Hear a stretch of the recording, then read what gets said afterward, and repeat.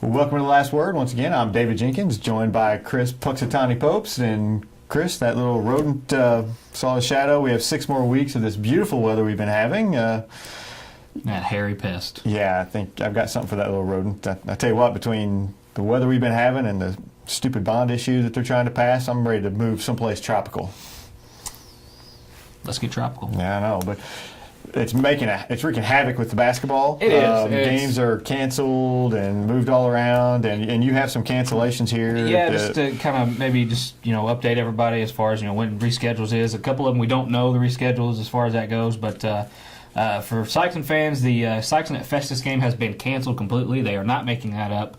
I know Sykeston is just thrilled about that because they have some empty spots on their roster, their schedule that they would love to fill. Yeah, but Festus is very happy about that. They didn't even want to see any of that Sykeston come up. They refused to make that up. Chickens. The Sykeston at Dexter game will be played actually today at Dexter. That would say make up from Monday. We hope if weather cooperates. The much anticipated Jackson at Charleston game has been moved to February 20th.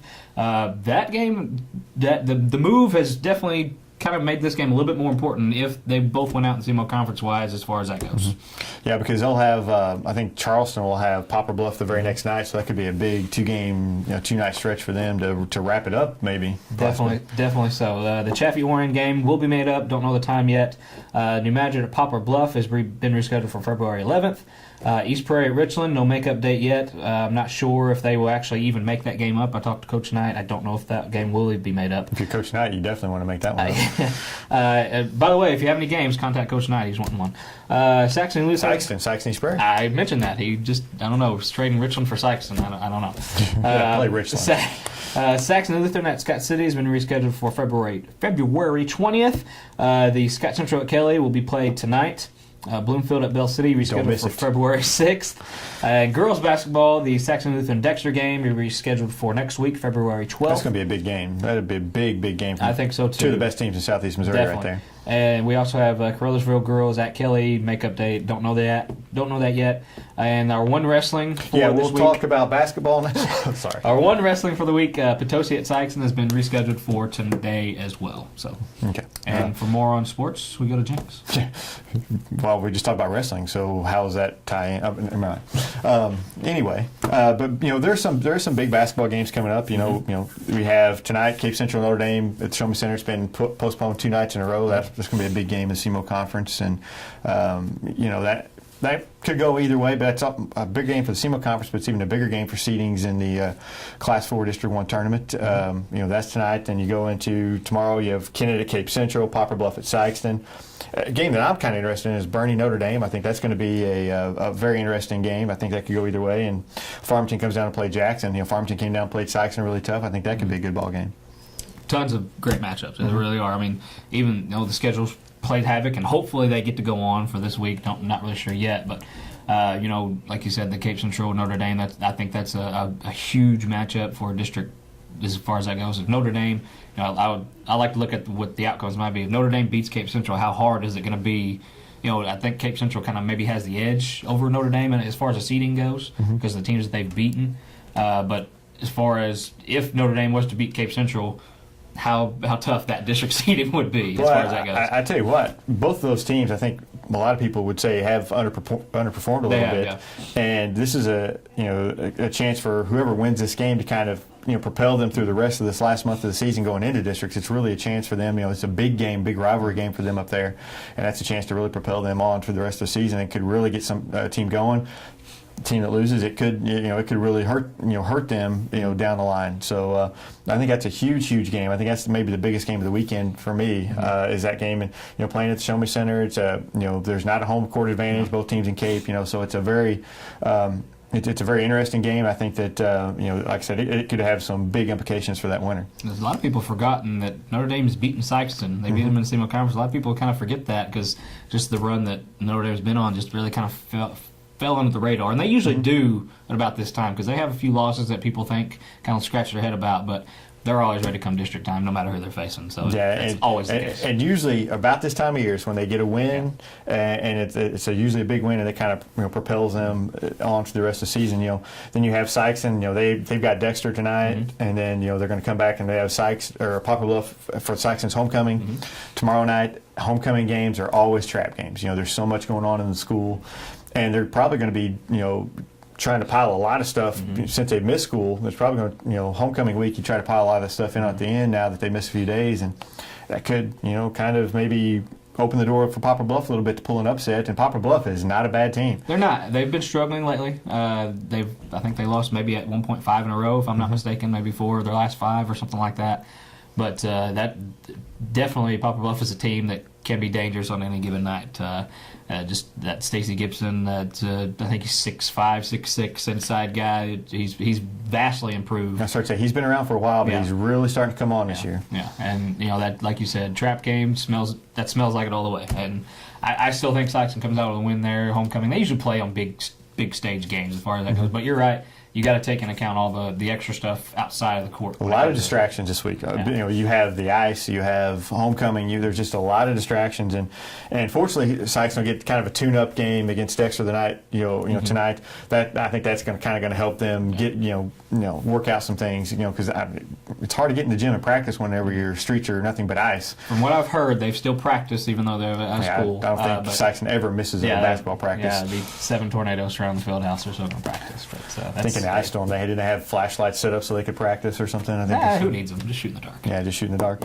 But another thing that's going on is the Bloomfield Conference Tournament. When we're filming this, we don't know what the schedule is going to be, but that is a very interesting Final Four. But you have Crothersville, the top seed, Hayti and South Penn 2 and 3. Crothersville Hayti matchup would be very interesting. Hayti beat Crothersville early in the year. Crothersville got revenge later on. It'd be kind of the rubber match between those two. And South Pembroke's really been playing well lately. So the Bloomfield Conference Tournament, anybody could win that one as well. No doubt. And from what I saw from Crothersville against Charleston, I think it's their tournament to lose. I haven't seen Hayti as far as that goes. I heard they're just like every year, very fast, very physical, very athletic as far as that goes. But I think just Crothersville has the edge in that. South Penn, I've heard a lot about them. I haven't got to see them this year. But I don't know if you know anything about South Penn or not. I actually announced. I've heard a lot of good things about them. As far I as actually announced the game that they played in Bluefield Christmas Tournament. They're very talented. They have some outside shooters, and it kind of frees them up. They have to be shooting the ball well to play well, but they defend pretty well. It's Coach Bidwell's son coaches the team. They defend well. Of the 3 teams, they play the best defense of the 3. And if they can keep it from getting into but they're also the slowest of the 3 teams, so they can keep it from getting into a track meeting against either team. I think that it benefits them, and it would not shock me to see South Pembroke come out of this and win it. I've seen Hayti as well. They rebound really well. If they're rebounding the ball and getting the ball up and down the floor, they're very tough to beat. And so and of course, we talked about Crothersville a lot last week about how athletic they are. So that's just those 3 teams are fun to watch, and it would be a great tournament to see. I didn't know if Carrie Shepard was pulling double duty for South Penn or not. Just playing girls and then going up. But there's a Shepard on the team. I think maybe her brother plays on the team. So it's I have seen Carrie Shepard play before, and she's a good player. Mizzou, going to Mizzou. Exactly. It's getting a good one. So. And speaking of going to colleges, we're going to transition a little bit from high school basketball to college football. Yeah. And we have kind of a rare thing around here. Very rare. And the new Southeast football coach, Coach Took as he's known. Can't tell you his last name. Could not pronounce it for the last name. Matuski or something? Sounds great. Something like that. But we call him Coach Took around here. Coach Took, oh, yes. He's a friend of the program. Friend of the program. And, he's done something I don't know if any other coach has ever done, and that's signed 7 local players to play for SEMO this coming year. And honestly, I've been trying to rack my brain thinking of 7 former players that the previous coaching staff had over the last 4 or 5 years. They did not recruit the area well. I know a couple of coaches personally who did not care for the previous coaching staff because of the way they treated the local players. And so it's great seeing these local kids get to play on Saturdays and get to play locally where we can follow them a lot easier than if they go somewhere in Ohio or something. Absolutely, and I got my red on because for the first time I'm actually kind of excited about a Southeast Missouri athletic program because no matter what they do or what they become of this, there are guys. It just draws interest, and that's a great. What a way to make a splash in your first month on the job. Just you go in and you get the in my opinion, some of the top athletic guys of the surrounding schools. I mean, when you say these guys, they can pretty much rule any sport if they want to play at their school, because they're the athlete of their school. And when you go in and you just get those guys and like you said, you kind of make a splash of a rare thing, because we're not used to seeing that. We're not used to seeing our local guys go to the nearest college other than Three Rivers or something like that. But right. Even Three Rivers, not Three Rivers 7. You're right. But obviously it's different. They don't have a football team, but it's a great thing. I think it just builds excitement, and that's all you can ask for at this point right now. Right. With this is him in just a month in his job. So. And the biggest get I think for SEMO right now for locally is Daryl Monroe from Crothersville. No doubt. You heard SEC schools, you heard big time D1 schools, and then he goes to SEMO. That is a huge get for them. Yeah. He can play running back, he can play defense, whatever whatever they want, and that's he's just a specimen of an athlete, and I think he's going to do nothing but help that program and boost them, especially with local recruiting, like you said. Somebody see a lot of times SEMO gets the stigmatism of I don't want to go there because it's SEMO, whatever, but signings like this that's going to help them. No doubt, and before he announced that he was going to go to SEMO, I heard Mizzou. Monroe was going to Mizzou, and then Mizzou's been on a roll lately. They're in the SEC now. That's it for college football. That's top caliber. And when you get a guy that could play in the SEC or something like that, come to a school like SEMO, my goodness. I mean, that's a huge get for him. And there's not only these local players, but some of the surrounding players that even Missouri players are down in Texas. Some of the guys that they got seem to be big-time players as far as that goes. I think you mentioned the Kickapoo quarterback. Yeah, Anthony Cooper, the Kickapoo quarterback. I watched some of his game tapes and stuff, and he's an outstanding quarterback, about 6'2". He can run the read option. He can throw the football. He has a great arm, very accurate, and he just has all the abilities. I'm kind of surprised that a smaller D1 school didn't didn't go out and grab him, or I guess a D1 school did grab him, but what I mean, a smaller FBS school didn't grab him, and I think that's a great get for them. That's going to help them. You have we'd be remiss not to go over the list of local kids who made it. Besides Darwin Rowe, Demontre Clark of Charleston, Demetrius Luster of Hayti, Nick Michel, is that how you say his name? Nick and Quentin Michel of Poplar Bluff. Great to me.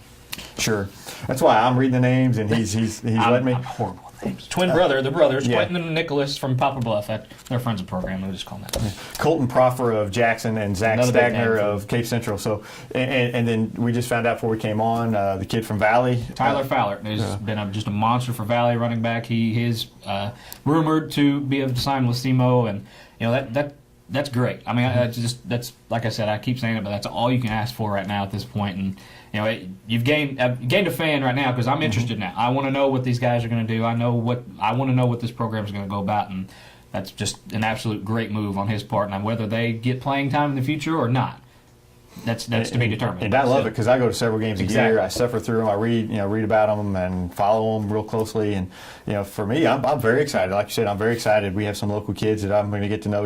And there's some kids up there. Lloyd from Crothersville is also up there. He's a receiver for them, and several others. And that's not to say that they never recruit. I started to say, not to mention they're starting centers from Sykes and Corey Porter. Exactly. It's not to say that they don't recruit our area. It's just the bulk that they have. That's two that I can name off the top of my head. I think there's one from Scott City, one from Chaffee. But that's four that's on the team over the last several years. You have 7 and 1, and one did get maybe 8 if Tyler Fowler did in fact sign. So that's a tremendous thing. So congratulations to Coach Duke and SEMO, and for what they're doing. At least there's some excitement, and that's how you got to get it started. That's a great start for your first month. I mean, let's see. We haven't gotten anywhere close to any kind of... Now they got to win games. Exactly. And if you start winning games, get local kids in there, that place will be packed on Saturdays. Because we want a team to root for. I mean, and for years and years we've heard about they just don't recruit local kids. Well, you got to go. And if we can get the basketball to do the same, SEMO would be my favorite college. Yeah, I go to a lot of SEMO basketball games too, and I don't see many guys local guys on the bench, but that's okay. I think we're pretty good around here. Southeast Missouri basketball is pretty good. I mean, we got a few state champions every year. Whatever. Hey, Coach Duke.